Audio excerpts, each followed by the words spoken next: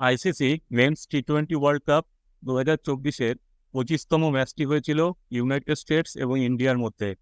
ম্যাচটি আয়োজিত হয়েছিল নিউ ইয়র্কের নাসাউ কাউন্টি ইন্টারন্যাশনাল ক্রিকেট স্টেডিয়ামে। ইন্ডিয়া এই ম্যাচটিতে 7 উইকেটে জয়লাভ করে। এই জয়ের সাথে ইন্ডিয়া সুপার 8-এ কোয়ালিফাই করে ফেলল। এই ম্যাচে টসে জিতে ইন্ডিয়া প্রথমে বোলিং করার সিদ্ধান্ত নেয়।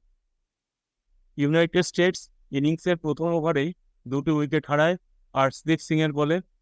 প্রথম ওভারের প্রথম বলেই আউট হলেন ইউনাইটেড স্টেটসের শায়ান জাহাঙ্গীর। আর্শদীপ সিংয়ের বল দারুণ মুভ করে ভিতরের দিকে চলে আসে এবং এলবিডব্লিউ আউট হন শায়ান জাহাঙ্গীর। আর প্রথম ওভারের শেষ বলে আর্শদীপ সিং আউট করলেন অ্যান্ড্রেস দাউসকে, ক্যাচ নিলেন হার্দিক পান্ডিয়া। পাওয়ার প্লেতে ভালো বল করলেন ইন্ডিয়ার বোলাররা। পাওয়ার প্লের 6 ওভার শেষে ইউনাইটেড স্টেটস করেছিল 2 উইকেটে 18 রান। অষ্টম ওভারে ইউনাইটেড স্টেটসের ইনফর্ম ব্যাটার আরুণ জোন্সকে আউট করলেন হার্দিক পান্ডিয়া। হার্দিক পান্ডিয়া শর্ট বল করেছিলেন, আরুণ জোন্সের ব্যাটের কানায় লেগে বল উঁচুতে উঠে যায় এবং ফাইন লেগে ক্যাচ নেন মোহাম্মদ সিরাজ। ইউনাইটেড স্টেটসের ব্যাটারদের মধ্যে একদিক ধরে রেখেছিলেন স্টিভেন টেলর।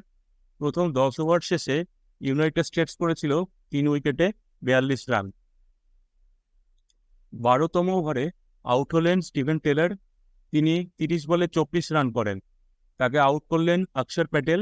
এক্ষেত্রে বল ব্যাটের কোনায় লেগে উইকেটে গিয়ে লাগে। অন্য প্রান্তে ভালো খেলছিলেন ইউনাইটেড স্টেটসের ব্যাটার নীতিশ কুমার। 15তম ওভারে নীতিশ কুমারকে আউট করলেন আর্শদীপ সিং। বাউন্ডারি লাইনে লাফিয়ে উঠে দুর্দান্ত ক্যাচ নিলেন মোহাম্মদ সিরাজ। নীতিশ কুমার করেছিলেন 23 বলে 27 রান। 15 ওভার শেষে ইউনাইটেড স্টেটস করেছিল 5 উইকেটে 81 রান। আক্রমণাত্মক ব্যাটিং করছিলেন করি অ্যান্ডারসন। 16তম ওভারে করি অ্যান্ডারসনকে আউট করলেন হার্দিক পান্ডিয়া। অনেকটা দৌড়ে ভালো ক্যাচ ধরলেন ঋষভ পান্ত। করি অ্যান্ডারসন করেন 12 বলে 15 রান। 18তম ওভারে হরমিত সিংকে আউট করলেন আর্শদীপ সিং। ক্যাচ ধরলেন ঋষভ পান্ত। হরমিত সিং করেন 10 রান। এটি ছিল এই ম্যাচে আর্শদীপ সিংয়ের 4র্থ উইকেট। ইনিংসের একদম শেষ বলে রান আউট হন জসদীপ সিং। শ্যাডলি ভ্যান শ্যালুইক অপরাজিত থাকেন 11 রানে। ইউনাইটেড স্টেটস 20 ওভার শেষে করেছিল 8 উইকেটে 110 রান। ইন্ডিয়ার বোলারদের মধ্যে আর্শদীপ সিং 4টি উইকেট নেন, হার্দিক পান্ডিয়া 2টি উইকেট নেন এবং অক্ষর প্যাটেল 1টি উইকেট নেন।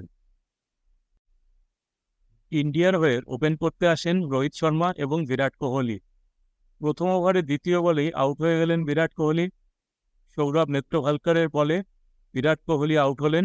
বিরাট কোহলির ব্যাট ছুঁয়ে বল চলে যায় উইকেট কিপার অ্যান্ড্রেস দাউসের হাতে। এই বিশ্বকাপে এখনও অবধি ফর্মে পাওয়া যায়নি বিরাট কোহলিকে। পরের ম্যাচে আশা করা যায় তার থেকে একটা বড় স্কোর আমরা দেখতে পাব। তৃতীয় ওভারে সৌরভ নেত্রভালকার আউট করে দিলেন রোহিত শর্মাকে।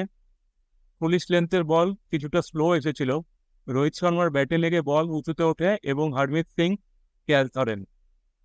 এরপরে ঋষভ পান্ত এবং সূর্যকুমার যাদব ইনিংস গড়ার চেষ্টা করেন।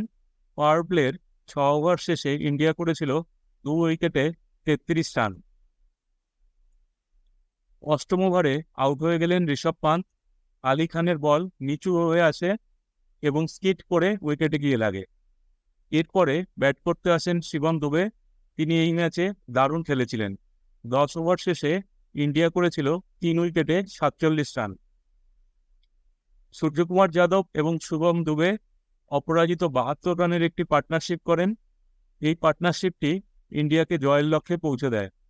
13তম ওভারে শ্যাডলি ভ্যান শ্যালুইকের বলে ক্যাচ দিয়েছিলেন সূর্যকুমার যাদব।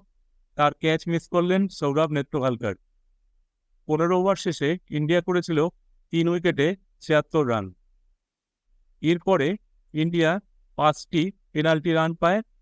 পরপর 3বার ইউনাইটেড স্টেটস 60 সেকেন্ডের বেশি সময় নেয় নতুন ওভার শুরু করতে। এই জন্য এই পেনাল্টি রান ইন্ডিয়াকে দেওয়া হয়।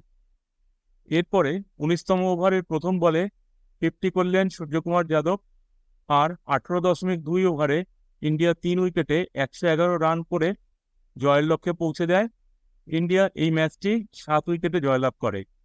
এই রান চেসটি highest successful run chase new ইয়র্কের।